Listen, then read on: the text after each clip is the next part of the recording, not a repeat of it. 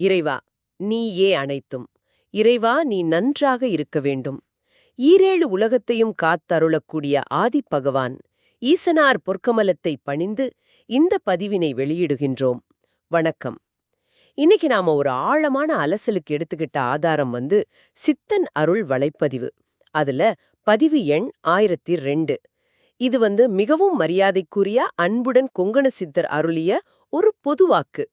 ரொம்ப ஆழமான ஆன்மீக வழிகாட்டுதல்கள் இதுல இருக்கு. நாம இதோட நோக்கம் என்னன்னா, சித்ரா பௌர்ணமியோட முக்கியத்துவம், சித்தர்களோட பங்கு, குறிப்பா மிகவும் போற்றத்தக்க அகத்தியர் மாமுனிவரோட வழிகாட்டுதலோட கொங்கண சித்தர் என்ன சொல்றாருன்னு கொஞ்சம் விரிவா அலசுறது தான். சரி, உள்ளே போகலாமா? கண்டிப்பா. இந்த மூலத்தோட ஆழமே தனிதான். இதுல கொங்கண சித்தர் சித்ரா பௌர்ணமிக்கும் சித்தர்களுக்கும் ஒரு தொடர்பு சொல்றார் பாருங்க. அது ரொம்ப முக்கியம்.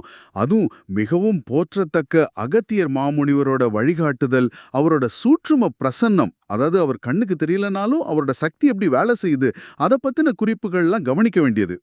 ஆமா, படிக்கும்போதே சில கேள்விகள் வருது. முதல் விஷயமே சித்ரா பௌர்ணமி. ஏன் இது சித்தர்கள் பௌர்ணமின்னு கொங்கண சித்தர் சொல்றார்?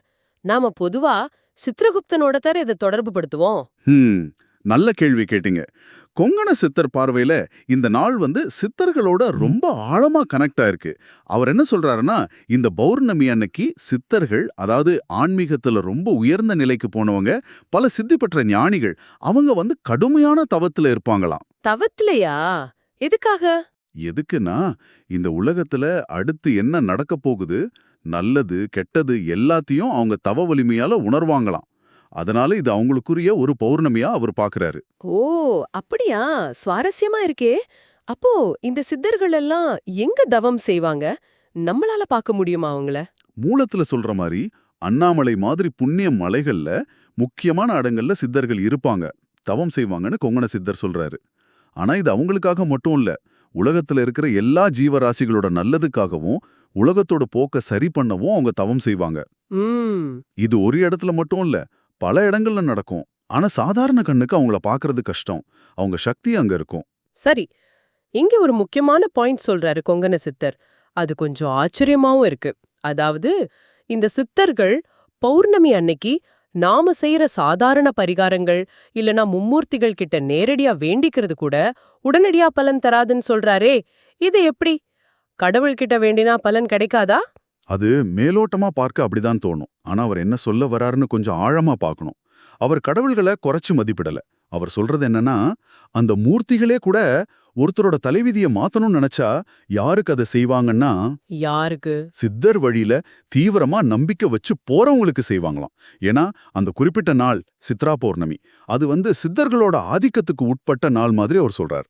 ஓ, அதனால சித்தர்களை சரியா வழிபடுறவங்களுக்கு அவங்க தேவையை அந்த சித்தர்களே கவனிச்சு நீக்குவாங்கன்னு அவர் ரொம்ப அழுத்தமா சொல்றார். அதாவது அந்தந்த நாளோட சக்தியை யார் ஏத்துறாங்களோ அவங்க வழியா போறது பெஸ்ட்ங்கிற மாதிரி. புரியுது புரியுது. அப்போ இந்த சித்தர் வழியில மிகவும் போற்றத்தக்க அகத்தியர் மாமுனிவரோட பங்கு, அது எந்த அளவுக்கு முக்கியம்? அவரை பத்தி நிறைய சொல்றாரே கொங்கண சித்தர். மிக மிக முக்கியம். கொங்கண சித்தர் மிகவும் போற்றத்தக்க அகத்தியர் மாமுனிவரை ஆன்மீக உயர்வுக்கு ஒரு பெரிய வழிகாட்டியா சொல்றார். அவரும் தீவிர தவத்துல இருக்காருனோ, இந்த உலகத்துல குறிப்பா இந்த வருஷத்துல என்னென்ன கட்டங்கள் வரும்னு அவர் முன்கூட்டியே தெரிஞ்சு வச்சிருக்காருன்னு சொல்றார். அவர் சும்மா ஒரு கடந்த கால ஞானி இல்ல, இப்போவும் எதிர்காலத்துக்கும் வழிகாட்டக்கூடியவர். அப்போ அவரை நம்புறவங்களுக்கு என்ன பலன் கிடைக்கும்? என்ன சொல்றாரு கொங்கண சித்தர்? இதுல கொங்கண சித்தர் ரொம்ப உறுதியா ஒரு வாக்கு தராரு. யார் மிகவும் போற்றத்தக்க அகத்தியர் மாமுனிவரை முழுசா நம்பி அவர் வழியில போறாங்களோ அவங்களுக்கு இந்த வாழ்க்கையில ஒரு குறையும் இல்லாம அவர் பார்த்துப்பாருன்னு சொல்றாரு. நிஜமாவா? ஆமா, இது சும்மா வார்த்தை இல்ல, கண்டிப்பா நடக்கணும்னு அவர் அடிச்சு சொல்றாரு. இது கேட்கும் போதே ஒரு பெரிய நம்பிக்கை வருதுல்ல? நிச்சயமா பெரிய நம்பிக்கை வருது. சரி, நாம நல்லா இருக்கணும்னா இறை அருள் வேணும்னு சொல்றோம். அந்த அருளை நமக்கு வாங்கி தர்றதுல மிகவும் போற்றத்தக்க அகத்தியர் மாமுனிவரோட பண்ணு என்னன்னு அவர் இன்னும் விளக்கமா சொல்றாரா? ரொம்ப தெளிவா சொல்றார். அவர் என்ன சொல்றாருன்னா, நாம சந்தோஷமா நிம்மதியா வாழ்றதுக்கு ஆதாரமே இறை சக்தி தான். அந்த இறை சக்தி நம்ம கிட்ட இருந்தா நமக்கு வேண்டியதெல்லாம் தானா வரும். அந்த முக்கியமான இறையருளை நமக்கு கிடைக்க வைக்கிறதே, அதுக்கு மூல காரணமா இருக்கிறதே மிகவும் போற்றத்தக்க அகத்தியர் மாமுனிவர் தான் சொல்றார். பாருங்க, இது எவ்வளோ பெரிய விஷயம். அவர் ஒரு மீடியம் மாதிரி இருந்து நமக்கு இறை சக்தியை கொண்டு வர்றாருன்னு அர்த்தம். இது நிஜமாவே ரொம்ப ஆழமான கருத்து. சரி, பரிகாரங்கள் பத்தி பேசும்போது கோடகநல்லூர்னு ஒரு ஊரை குறிப்பிட்டு சொல்றாரே, அது என்ன ஸ்பெஷல்? ஆமா, கோடகநல்லூர் பத்தி சொல்றார். குறிப்பா ராகு கேது தோஷம் இருக்கிறவங்க, அதாவது சில கிரக அமைப்பால வாழ்க்கையில தடை இருக்கிறவங்க, அவங்க கோடகநல்லூர்ல ராகு காலத்துல முறையா பரிகாரம் செஞ்சா நல்ல பலன் கிடைக்கும்னு கொங்கணசித்தர் வழிகாட்டுறார். பரிகாரம் தேடுறவங்களுக்கு இது ஒரு நேரடி டிப் மாதிரி. ஓ, ராகு கேத்துக்கு இது மட்டும்தான் வழியா? வேற ஏதாவது சிம்பிளா சொல்றாரா? சொல்றார். இன்னொரு ரொம்ப எளிமையான ஆனா பவர்ஃபுல்லான வழியும் சொல்றார். அதுதான் 3ஆம் பிறை தரிசனம். 3ஆம் பிறையா? ஆமா, அமாவாசைக்கு அப்புறம் 3வது நாள் தெரியுமே, அந்த மெல்லிய பிறை, அதை தொடர்ந்து 9 மாசம் விடாம தரிசனம் செஞ்சாலே போதும். ராகுவும் கேதுவும் கட்டுப்பட்டு நல்லது செய்வாங்கன்னு சொல்றாரு. ஆனா இதோட மகிமை தெரிஞ்சு எத்தனை பேர் செய்றாங்கன்னு ஒரு கேள்வியும் வைக்கிறாரு. இது ரொம்ப ஈஸி, ஆனா பவர்ஃபுல். அட, இது நிறைய பேர் செய்யலாமே.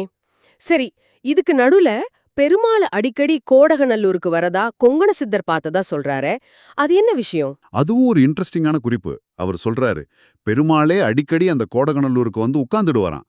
ஏன், கொங்கண சித்தர் வேங்கடவன் மலையில இருந்தப்ப கூட பெருமாள் அவரை இழுத்து இங்க வரவழைச்சதாவும் சொல்றாரு. ஓஹோ. இது அந்த இடத்தோட தெய்வீக முக்கியத்துவத்தை காட்டுது. அது சாதாரண இடம் இல்லைன்னு புரியுது. சரி, இதுவரைக்கும் சித்ரா பௌர்ணமி, சித்தர்கள், அகத்தியர், பரிகாரங்கள்னு பார்த்தோம். இனி வரப்போற காலத்தை பத்தியும் உண்மையான ஞானிகள் பத்தியும் என்ன சொல்றாரு கொங்கண சித்தர்? இதுவும் ஒரு முக்கியமான பமுடிதா. கொங்கண சித்தர் சொல்றார், உண்மையில் ஞானி அவர்கள் எவர் என்பதும் கூட இனிவரும் நாளில் தெரிய வரும்னு. அதாவது, இதுவரைக்கும் யார் உண்மையான ஞானி, யார் போலிங்கிற குழப்பம் இருக்கலாம். ஆனா இனிமே உண்மையான ஞானிகள் யாருங்கிறது தானா வெளிப்படும் காலம் வருதுன்னு சொல்றார். ம். அப்புறம் சித்தர்கள் நாடில வந்து பேசுவாங்கன்னு சொல்றாரு. நாடினா அது எப்படி? ஆமா, அனைத்து சித்தர்களும் இந்நாடியில் வந்து வாக்குரைப்பார்கள்னு ஒரு வரி வருது.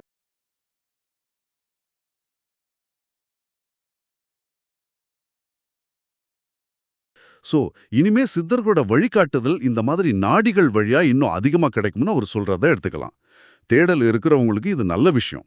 அப்போ மிகவும் போற்றத்தக்க அகத்தியர் மாமுனிவரோட தவம் இன்னும் தொடருதா? ஆமா, கொங்கண சித்தர் சொல்றத பார்த்தா ஈசனோட திருவிளையாடல் நடந்துகிட்டே இருக்கு. ஈசனே நேர்ல வந்து நாடியில கொங்கண சித்தர் சொல்றத கேட்டு ரசிச்சாராம். அப்பையா? அவனான மிகவும் போற்றத்தக்க அகத்தியர் மாமுனிவர் தன்னோட தியானத்துல இன்னும் ஆழமா இருப்பாருன்னு சொல்றார். அதாவது சித்தர்களோட அந்த சூட்சும வேலைகள், தவம் எல்லாம் தொடர்ந்து நடக்குது. அது நிக்கல. சரி, அப்போ கடைசியா வருங்காலம் எப்படி இருக்கும்? நல்லா இருக்குமா, கஷ்டமா இருக்குமா? கொஞ்சமாவது சொல்றாரா? சொல்றாரு. 2 விதமா இருக்கு அவர் சொல்றது. பொதுவா எல்லா மக்களுக்கும் நல்முறையாய் வரும் காலங்கள் மக்களுக்கு சரியானதா இல்லை என்றாலும்னு ஒரு வரி சொல்றார். ஓ, அப்போ கொஞ்சம் சவாலா இருக்குமா? ஆமா, உலக அளவுல சில சவால்கள், கஷ்டங்கள் இருக்கலாம். பொதுவான நிலைமை அவ்வளவு சிறப்பா இல்லாம போகலாம். ஆனா ஆ. ஆனா இதுல ஒரு முக்கியமான ஆனால் இருக்கு.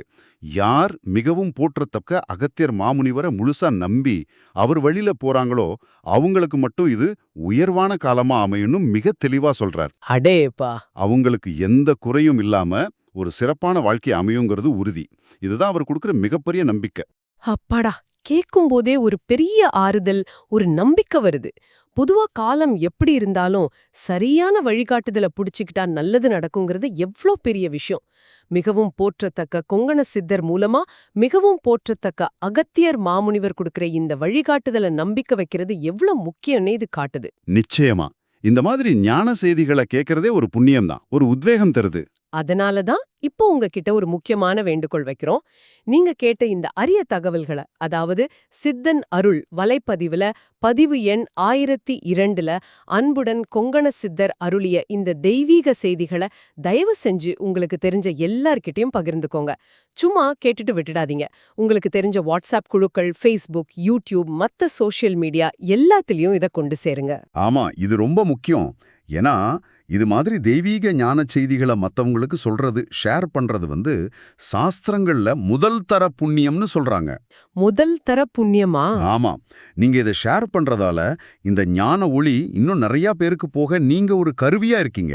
நீங்க பண்ற ஒரு சின்ன ஷேர் கூட யாருக்கு எப்போது தேவையோ அவங்களுக்கு பெரிய வழிகாட்டுதலா இருக்கலாம். கண்டிப்பா. இந்த ஞானம் பலருக்கும் பயன்படட்டும். அதனால தயங்காம உடனே பகிருங்க. சரி, இவ்ளோ நேரம் நம்ம பேசுனதுல இருந்து உங்களுக்கான முக்கிய செய்திகள் என்ன சுருக்கமா சொன்னா? முதல்ல சித்திர பௌர்ணமி மாதிரி பிரபஞ்ச நிகழ்வுகளுக்கும் சித்தர்களோட அந்த சூட்சுமமான வேலைகளுக்கும் நம்ம வாழ்க்கையில வர தடைகளை நீக்கிறதுக்கும் ஒரு ஆழமான கனெக்ஷன் இருக்கு. இத மிகவும் மரியாதைக்குரிய கொங்கண சித்தர் மிகவும் போற்றத்தக்க அகத்தியர் மாமுனிவரோட வழிகாட்டுதலோட நமக்கு சொல்றார். ரெண்டாவது, பிரச்சனைக்கு தீர்வு இல்லைன்னு நினைக்காதீங்க. கோடகநல்லூர்ல ராகுகால பரிகாரம், தொடர்ந்து 9 மாசம் 3ஆம் பிறை பார்க்கறது மாதிரி குறிப்பிட்ட வழிபாடுகள் இருக்கு. எல்லாத்துக்கும் மேல சித்தர்கள் மேலயும் குறிப்பா மிகவும் போற்றத்தக்க அகத்தியர் மாமுனிவர் மேலயும் வைக்கிற அசைக்க முடியாத நம்பிக்கை மூலமா நிச்சயம் வழிகள் இருக்கு. இங்க கவனிக்க வேண்டிய ஒரு ஆழமான விஷயம் என்னன்னா, சித்தர்கள் சும்மா கடந்த காலத்துல வாழ்ந்தவங்க மட்டுமல்ல, அவங்க இப்போவும் நம்ம விதியில தலையிட முடியும், அதை மாத்த முடியுங்கிற சக்தி இருக்குன்னு கொங்கண சித்தர் வாக்கு நமக்கு காட்டுது. குறிப்பா சித்ரா பௌர்ணமி மாதிரி பவர்ஃபுல்லான நேரங்கள்ல அவங்க வேலை தீவிரமா இருக்கும். இதுக்கு மிகவும் போற்றத்தக்க அகத்தியர் மாமுனிவர் மாதிரி ஒரு வழிகாட்டியோட முக்கியத்துவம் எவ்வளோ பெருசுன்னு திரும்ப திரும்ப தெரியுது. அதே சமயம் சும்மா நம்பிக்கையோட நிக்காம கோடகநல்லூர் பரிகாரம், பிறை தரிசனம் மாதிரி நாம செய்ய வேண்டிய சில விஷயங்களையும் சொல்றார். அப்புறம் பரந்த அளவுல இறை சக்தியோட எப்பவும் கனெக்ட் ஆயிருக்கணும்னு சொல்றார். அதாவது வெறும் நம்பிக்கை மட்டும் பத்தாது, செயலும் வேணும். வெறும் செயல் மட்டும் பத்தாது, அதுக்கு பின்னாடி இறை தொடர்பும் குரு வழிகாட்டுதலும் வேணும்னு இது அழகா பேலன்ஸ் பண்ணுது. அருமை. இறுதியா நீங்க யோசிக்கிறதுக்கு ஒரு விஷயம் கொடுக்கட்டுமா? கொங்கண சித்தர் சொல்றார், நாடியில அவர் சொல்றது எல்லாம் ஈசனே நேர்ல வந்து நின்னு கவனிக்கிறார்னோ, அதனால மிகவும் போற்றத்தக்க அகத்தியர் மாமுனிவர் தன்னோட தியானத்தை இன்னும் தீவிரமாக்குவார்னோ.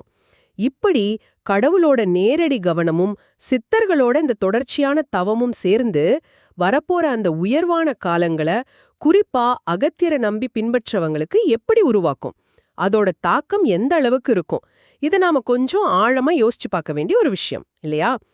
ஓம் அன்னை ஸ்ரீ லோபாமுத்ரா உடனுரை தந்தை அகத்திய மாமுனிவர் திருவடிகளில் சமர்ப்பணம்.